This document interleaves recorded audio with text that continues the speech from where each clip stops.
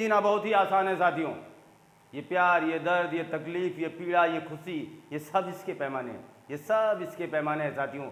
मेरी एक बात मानोगे, अपने दुखों का और दूसरों के सुखों का काउंट करना छोड़ दो आप, ज़िंदगी जीना आसान हो जाएगा, फिलहाल बहुत ही आसान हो जाएगा।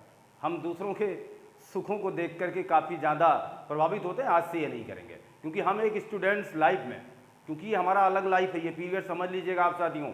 ये जो चक्र, ये जो आप टाइम स्पेंड कर रहे हैं, इस टाइम, ये आपके जीवन का बहुत ही महत्वपूर्ण लम्हा है, वेरी इंपॉर्टेंट। यहाँ अगर आप कुछ भी मिस कर जाओगे तो बहुत कुछ मिस कर जाओगे।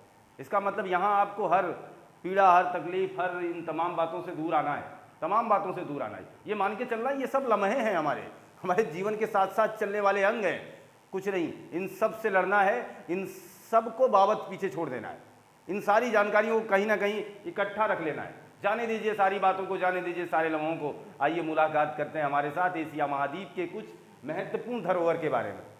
एशिया महाद्वीप के कुछ अनूठे धरोहर कौन से हैं, और कुछ ऐसी बातों पर हम चर्चा कर लेते हैं। बहुत ही छोटा सा कंटेंट, मैंने आपसे बार बार कहा है, कंटेंट छोटे बड़े होते रहेंगे, कंटेंट छोटे बड़े होते रहेंगे, लेकिन हमारे विश्वास छोटे नहीं होंगे, हमारी उम्मीदें छोटे नहीं होंगी। इन सारी बातों के साथ जहाँ से एग्जामिनर महोदय मुखातिब होते रहे हैं, उन हर जगहों से हम प्रश्न निचोड़ कर लाएंगे साथियों, आपके लिए निचोड़ कर लाएंगे। तो एशिया के प्रमुख धरोहरों की बात करें, इसमें कुछ 2, 4, 6 धरोहर हम आपको ऐसे बताएंगे जहाँ से प्रश्न आते रहे हैं, जिनके बारे में एग्जामिनर कई बार पूछ चुके हैं। तो आइए मुलाकात करते हैं। सबसे पहले इस धरोहर की ही बात करते हैं। धरोहर क्या है, धरोहर किसे कहेंगे? देखिएगा, पहले कुछ विशेष बातों के लिए धरोहर नहीं हुआ करते थे, हमारी अपनी एक पहचान हुआ करती थी। मैं उसे सम्मान के साथ, या हम नागरिक, या हम भारतीय, या किसी भी देश का नागरिक अपनी देश के कुछ महत्वपूर्ण हिस्सों को बचाने का प्रयास किया करता था। जैसे मान के चलिए कोई कानूनी संस्थान ना हो, फिर भी हम ताजमहल संयोजित करने का प्रयास करेंगे कि बड़ी खूबसूरत चीज़ें, चलिए इसे बचा लेते हैं। तो पहले तो हमारा एक ऐसे ही दृष्टिकोण रहा, लेकिन बाद में फिलहाल 1945 में लीजिएगा साथियों, 1945 में एक संस्थान बना जिसका नाम था यूनेस्को। यूनेस्को का कार्यदायित्व क्या है? यूनेस्को का कार्यदायित्व है कि देश में प्रेम हित की भावना के साथ साथ जीवन का निर्वहन हो, तथा ऐसी मौजूद तमाम चीज़ें जो हमारे जीवन के लिए लाभकारी हैं, उनका संरक्षण होना जरूरी है, चाहे वो नेचुरल हो या फिर हम मानव द्वारा निर्मित की गई हो। यानी हर प्राकृतिक चीज़ों को भी, जहाँ देख रहा है कि जैव विविधता की बहुत ही ज़्यादा अधिकता है, जहाँ ग्रेट डिवाइडिंग रेंज आप देखने चले जाइए ऑस्ट्रेलिया का, उसे भी यूनेस्को ने अपना धरोहर बनाया है। आप केरल चले आइए, आप भारत के तमाम ऐसी चीज़ों को यूनेस्को ने धरोहर बना रखा है। क्यों? क्योंकि उसे पता है यह जीवन के लिए बहुत ही लाभकारी साबित होगा। मेरी बातों को समझिएगा। यूनेस्को का कार्यदायित्व क्या है? यूनेस्को चाहता है, यूनेस्को एक संस्थान है, 193 देशों ने इस पर हस्ताक्षर किया है, ये सामूहिक संस्थान है। इसका मानना है, इसका कार्यदायित्व है कि हमारे जीवन का बेहतर निर्माण हो सके साथियों।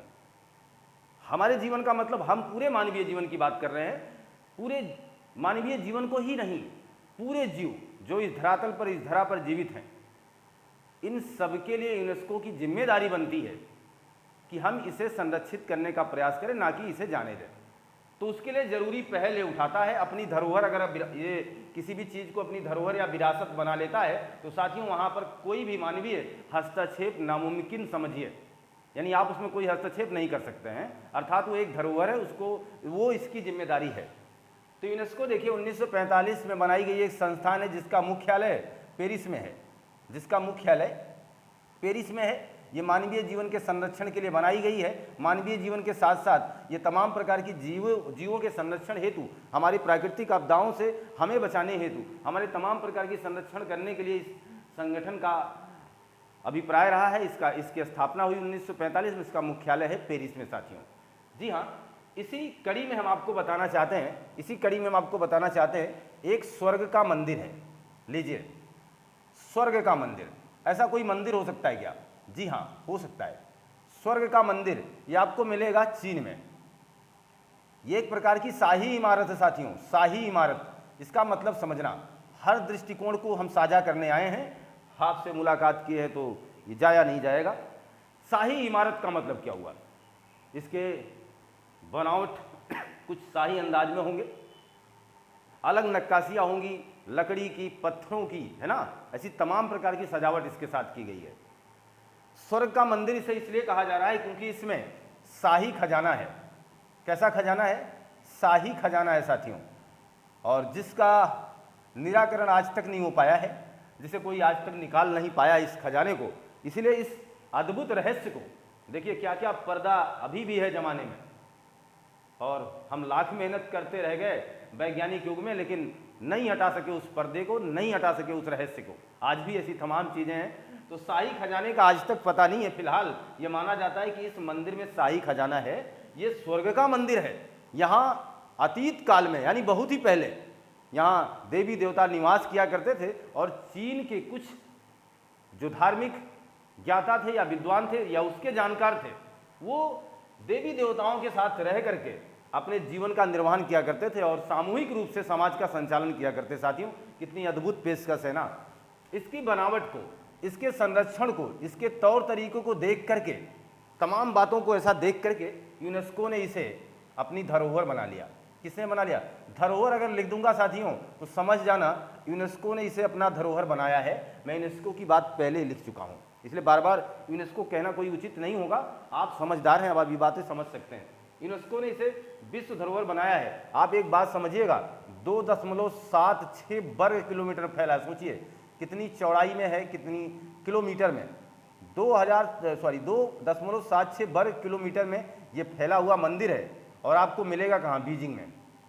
चीन के बीजिंग चले जाइए आप भले ही चीन को दुश्मन की नज़र से देख रहे हों, वो बात की बातें हैं, लेकिन चीन की कुछ ऐसी चीज़ें आपको मिल जाएंगी जो आपको अद्भुत लगेंगी। मैं दावे के साथ कहता हूँ कि चीन के प्रत्येक नागरिक को एक पंक्तिबद्ध तरीके से आपके सामने से गुजारा जाए तो आपकी जीवन गुजर जाएगी, लेकिन वो लाइन खत्म नहीं होगी। इतनी बड़ी जनसंख्या है चीन में। चीन में न्यूयॉर्क जैसा 20 शहर आगामी 2025 तक बस जाएगा, कोई डाउट नहीं। सबसे ज़्यादा आयात करने वाला, सबसे ज़्यादा खरीदारी करने वाला देश है कोई अगर तो चीन है। इसलिए मैं दावे के साथ कहता हूं कि सबसे मजबूत अर्थव्यवस्था किसी की है तो वो है चीन की। भले ही वो हमारा दुश्मन है, भले ही हम उसको दुश्मन की नज़र से देख रहे हैं, वो तमाम बातें हैं, क्योंकि वो हर देश करेगा। अब उसके पास पावर है, ताकत है, वो तमाम प्रकार की क्षमता है। सबसे ज़्यादा कार्बन डाइऑक्साइड उत्पादित करने वाला देश है चीन। लेकिन तमाम ऐसी चीज़ें हैं जो हमें आकर्षित कर सकती हैं, लुभावनी लग सकती हैं, और कुछ ऐसी चीज़ें जो हमें नफरत में डाल ही सकती हैं, क्योंकि हमारी चीन पर वो सीमावर्ती विवादें चल ही रहे हैं। तो इसकी वजह से हम लोग उनसे थोड़े से नाराज हो सकते हैं। देखिएगा, चीन की महान दीवार अपने आप में अद्भुत है। चीन की महान दीवार ईसा पूर्व बनाई गई, 500 ईसा पूर्व मान के चलें। चीन की महान दीवार की परिकल्पना की चीन के राजा ने, और तमाम राजाओं ने मिलकर के इस परिकल्पना को सही साबित किया। 20 लाख से अधिक मजदूरों ने इसमें काम किया। 10 लाख से अधिक मजदूर इसी में जान गंवा चुके हैं और इसके नीचे दफनाए जा चुके हैं। इसलिए चीन की महान दीवार को दुनिया का सबसे बड़ा कब्रिस्तान भी कहा जाता है। साथियों, जो हम बताएंगे वो आपको अनूठी लगेगी।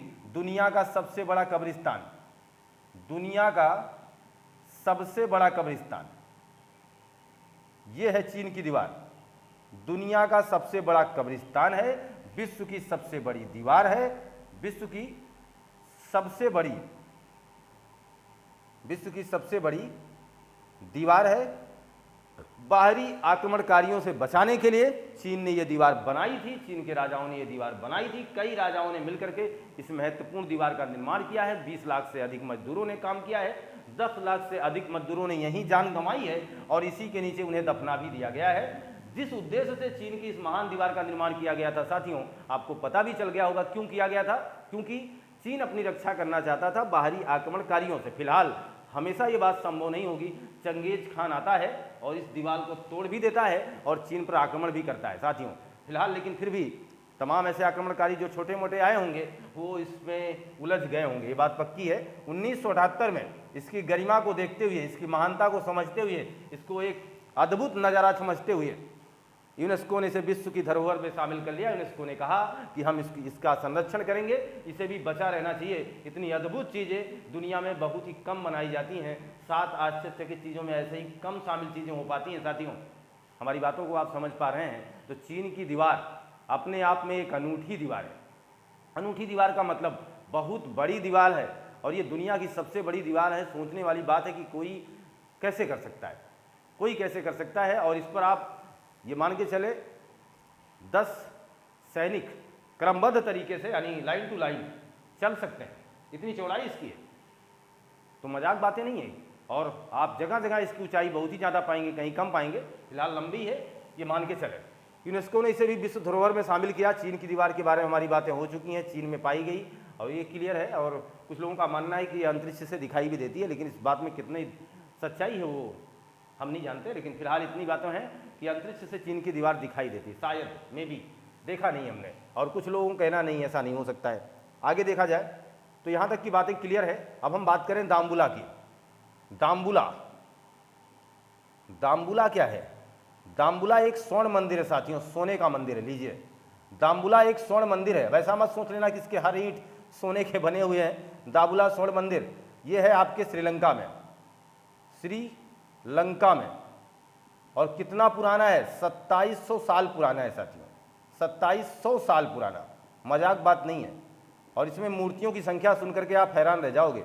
157 मूर्तियां हैं इसमें, 157 मूर्तियां हैं, 5 गुफाएं हैं, 5 गुफाएं हैं।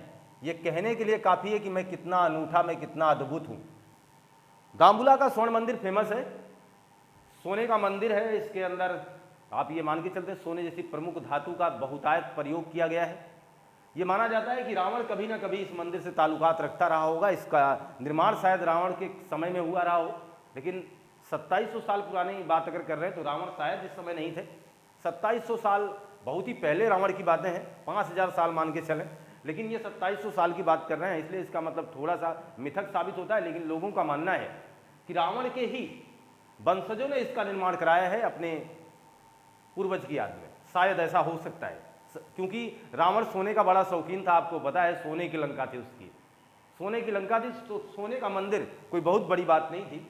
तो स्वर्ण मंदिर है, लेकिन ये 2700 साल पुराना है। 157 मूर्तियां हैं साथियों इसमें, और 5 गुफाएं हैं जो अपने आप में अनूठी हैं। अगर आप किसी एक गुफा के प्रवेश द्वार से प्रवेश करते हैं तो संभवतः उससे आप निकल नहीं सकते हैं साथियों। सोचना कितना अनूठा बनाया जाता था चीज़ों को, मतलब जहां से आप प्रवेश करोगे 100% आप उधर से निकल नहीं सकते हो। इसका मतलब आपका मार्ग बदल जाएगा, आप किसी अन्य मार्ग से किसी अन्य गुफा से बाहर आएंगे। हमारी बातों को समझ रहे हैं? यानी जब हम इस मंदिर में कई रास्ते होंगे, ये समझ जाइए। 5 गुफाएं तो 5 रास्तों का निर्माण संभव है। हम अगर किसी एक रास्ते से प्रवेश करते हैं और वहां आप एक निशानदेही बना के चले जाइए अंदर, तो कतई आप उस जगह दोबारा वापस नहीं निकलेंगे। आप किसी दूसरे यानी उन 5 गुफाओं में से किसी अन्य गुफा मार्ग से सम्मुख सामने आएंगे आप। क्लियर है ना? तो अनूठा है। इस बात को देखते हुए, इस बात को समझते हुए कि इसे भी बचाना चाहिए, यूनेस्को ने इसे भी अपना धरोहर बना लिया साथियों। यूनेस्को ने इसे अपना धरोहर बना लिया, यूनेस्को ने इसे अपना धरोहर बना लिया। यहाँ तक की बातें क्लियर हैं। अब देखिएगा, अगली बात करें, इन क्रम में हम चलेंगे Angkor Wat. Angkor Wat, Angkor Wat का मंदिर, अंकोर वाट मंदिर ये कहाँ मिलेगा? कंबोडिया में, कंबोडिया में। ये तो फिलहाल 12वीं शताब्दी में बना, 12वीं शताब्दी के पहले बना, लेकिन 12वीं शताब्दी में इसे बौद्ध मंदिर साबित कर दिया गया। 12वीं शताब्दी में इसे बौद्ध मंदिर का दर्जा दिया गया। बौद्ध मंदिर, तो आप सोच रहे होंगे सर 12वीं शताब्दी के पहले एक ऐसा मंदिर था। एग्जामिनर आपसे मुखातिब हो सकता है। अंकोर वाट का जो मंदिर है कंबोडिया में, कई बार एग्जामिनर इसे पूछ चुके हैं सीधा ऐसे ही कि अंकोर वाट का मंदिर कहाँ है? कंबोडिया में है। अंकोर वाट का जो मंदिर है 12वीं शताब्दी के पहले ये एक हिंदू मंदिर हुआ करता था, हिंदू मंदिर, लेकिन 12वीं शताब्दी के बाद इसे बौद्ध मंदिर बना दिया गया है साथियों, बौद्ध मंदिर। तो अंकोर वाट का मंदिर पहले हिंदू मंदिर हुआ करता था, लेकिन अब ये बौद्ध मंदिर है। यह भी एक अनूठा मंदिर है साथियों। ऐसी नक्काशी आप यहाँ पाएंगे, ऐसी बनावट आप यहाँ देख सकते हैं कि आप देख करके आश्चर्यचकित हो जाएंगे। ऐसी चीज़ों की संरचना है हमारे विश्व में, पूरी दुनिया में ऐसी ऐसी चीज़ें हैं जिसे देख करके हम लोग एक बार तो आश्चर्यचकित होना लाजमी है। और देखिएगा, इसे 1992 में यूनेस्को ने क्या कर लिया? अपना धरोहर बना लिया साथियों, अपना धरोहर बना लिया है। अगली बात हम करें अंकोर वाट के बाद, अगर हम बात करें, एक चीज आप देखिएगा, हिरोशिमा, हिरोशिमा शांति स्मारक। आप सोचेंगे ये सर क्या है? स्मारक, हिरोशिमा शांति स्मारक। आपको पता होना चाहिए कि 6 अगस्त 1945 को अमेरिका ने इसी जगह पर परमाणु बम से हमला कर दिया था। कब? 6 अगस्त 1945 को। 6 अगस्त 1945 को बहुत ही दर्दनाक ये बात थी। अमेरिका ने यहाँ हमला कर दिया, हिरोशिमा पर परमाणु बम गिरा दिया। सोचना जरा, इतना खतरनाक था वो धमाका कि लोगों के चीथड़े उड़ गए। जो लोग वहाँ आसपास के एरिया में रहे सब मर गए। अद्भुत बात रही कि वहाँ एक इमारत है जिसे हिरोशिमा शांति इमारत के नाम से जाना जा रहा है। एक खंडहर जैसी संरचना बन गई, लेकिन उसने अपनी विरासत को थामे रखा, अपनी नींव को मजबूत रखा, खुद को गिरने नहीं दिया। ये देख करके, ये जान करके कि ये गिरी नहीं है, इतनी अद्भुत बात सोचो कि वो इमारत क्यों नहीं गिरी। कुछ तो कारण रहा होगा। यानी जहां कुछ भी नहीं बचा, जहां ये धरातल नीचे चली गई, जहां तमाम चीजें टूट करके चकनाचूर हो गई, ये इमारत कैसे नहीं गिरी? इसी रहस्य की वजह से, इसी अनूठी बात की वजह से इसे भी यूनेस्को ने धरोहर बना लिया साथियों। इसे भी यूनेस्को ने धरोहर बना लिया और ये शांति की एक सूचक है, हिरोशिमा शांति स्मारक। कि प्लीज ऐसा कृत्य इस दुनिया में कभी फिर ना दोहराया जाए, फिर ऐसा कोई कार्यदायित्व कहीं भी परमाणु बम ना गिराया जाए। इसलिए इस शांति स्मारक को यूनेस्को ने धरोहर बना रखा कि साथियों की फिर से ऐसी घटना कभी ना हो, जो हो गई सो हो गई, दोबारा ऐसी ना हो। देखिएगा, अब हमारी बात होगी आपके ताजमहल से। इनकी बात ना करें तो सब बेकार है आपके ताजमहल की। आपका ताजमहल कहाँ है? आगरा में। 7 आश्चर्य में शामिल है साथियों ना, दुनिया के 7 आश्चर्य चीज़ों में शामिल है ताजमहल। ताजमहल वाकई में 16वीं शताब्दी में बना। 16वीं शताब्दी में बना। किसने बनवाया था इसे? बताइएगा जरा। 16वीं शताब्दी में बना है, इसे किसने बनवाया है? तो आप कहेंगे सर शाहजहां ने बनवाया है। शाहजहां द्वारा निर्मित। किसकी याद में बनवाया? तो आप कहेंगे मुमताज़ की याद में। मुमताज़ जो कि इसकी पत्नी हुआ करती थी, मुमताज़ महल जिसका नाम था। तो शाहजहां ने अपनी पत्नी की याद में इस इस शानदार ताजमहल का निर्माण करवाया। कहा जाता है कि 14वें बच्चे के जन्म के बाद मुमताज़ की मृत्यु हो जाती है और इस घटना से आहत होकर के शाहजहां ने इस ताजमहल के अंदर ही मुमताज़ को दफना देता है, जिसकी यादें आज भी फिजाओं में गूंज रही हैं और जिसकी यादों के लिए आज भी प्रतिवर्ष 4 लाख तक पर्यटक उसी ताजमहल को देखने चले आ रहे हैं साथियों।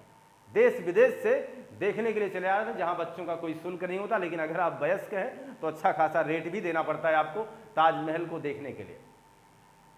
क्लियर बातें है ना? अगर आप पता करेंगे तो ताजमहल काफ़ी फेमस, आपको पता है दूर दूर के पर्यटक यहाँ आते हैं, क्योंकि आप भारतीय हैं और हमें पूरा विश्वास आप में से बहुत से लोग ताजमहल देख करके आ चुके होंगे, उसके पास जाकर के उसके नज़ारे को देख चुके होंगे।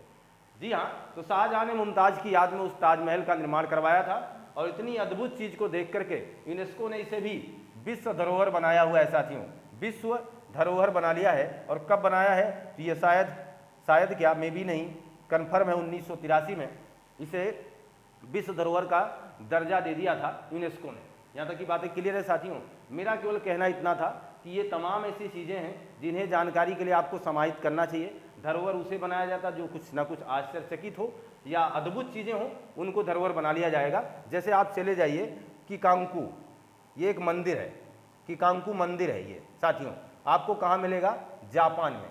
किकांकू मंदिर जापान में। आप यहाँ जाइए और देख करके आइए, एक ऐसा नज़ारा आपको मिलेगा जहाँ आप अद्भुत चीज़ देख करके आएंगे कि जल का रिसाव लगातार हो रहा है, लेकिन आप ये बता नहीं सकते कि ये जल कहाँ से आ रहा है। ऐसी अनूठे पत्थरों की कारीगरी की गई है जो कई हजार वर्षों से ठीक ठाक वैसे ही बनी पड़ी है। आप सोच नहीं पाएंगे ऐसा कैसा हुआ है। तो ऐसी चीज़ों का संरक्षण कर रहा है कौन? यूनेस्को, कि शायद ये बचे रहे, आगे वाली आने वाली पीढ़ी भी इस चीज़ को देखेगी। हम इसे धरोहर के रूप में संरक्षित करके रखेंगे। क्या क्या बना गए हैं हमारे पूर्वज, हम उन्हें जाने नहीं देंगे। ये बातें देखिएगा। आप जाइएगा ना तो जावा चले जाइए। जावा कहाँ मिलेगा आपको? इंडोनेशिया में। जावा इंडोनेशिया, यहाँ एक आपको मंदिर मिलेगा प्रम्बानन मंदिर, और यहीं पर एक मंदिर आपका बहुत फेमस है, कई बार पूछा भी गया है, बोरोबदूर मंदिर। ये दोनों ही मंदिर पूछे जाते हैं साथियों। ये दोनों मंदिर कहाँ है याद रखिएगा? इंडोनेशिया में है, और कई बार पूछे गए हैं, ये यूनेस्को के धरोहर में शामिल है। रही बात भारत के धरोहर कौन कौन से हैं, उन पर चर्चा होगी भारत के भूगोल में। रही सही चीज़ों पर चर्चा हम भारत के भूगोल में करेंगे साथियों। आपके साथ उन तमाम चीज़ों को शेयर करने का हमारा प्रयास रहेगा। आप इसका स्क्रीनशॉट ले लीजिए। तो जरूरत की चीज़ें, जरूरत की बातें, जरूरत की चीज़ें हम आपके साथ हमेशा साझा करते हैं साथियों। आपके बेहतर भविष्य, बेहतर लाइफ के लिए हम प्रयासरत हैं। हमारे कंटेंट आपके लिए उपयोगी साबित हों, इसलिए हम छोटे बड़े कंटेंट को दूर दराज से ढूंढ के लाते हैं और चीज़ों को आपके सामने रखने का प्रयास हमारा हमेशा रहता है कि जहां कहीं से प्रश्न आए हों, विश्व के धरोहर को एक लाइन टू लाइन एक प्रक्रिया हम आपको दे रहे हैं। हम चाहें तो भारत के धरोहर को यही बता सकते हैं, नहीं, फिलहाल हम एशिया महाद्वीप पढ़ रहे थे, अतः हम एशिया महाद्वीप के धरोहर को उठा लाए हैं जहां से आपके प्रश्न बन सकते हैं। और जब हम भारत के भूगोल में आएंगे तो वहां पर भारत के धरोहर की बात करेंगे। यहां तक की बातें अगर आपको बेहतर लगी हैं साथियों तो लाइक शेयर सब्सक्राइब करना मत भूलिएगा, पढ़ना मत भूलिएगा। स्वस्थ रहिए, मस्त रहिए, खुशहाल रहिए। मिलते हैं हम आपसे नए कंटेंट में। आपका दिन शुभ हो। आपको बहुत बहुत धन्यवाद।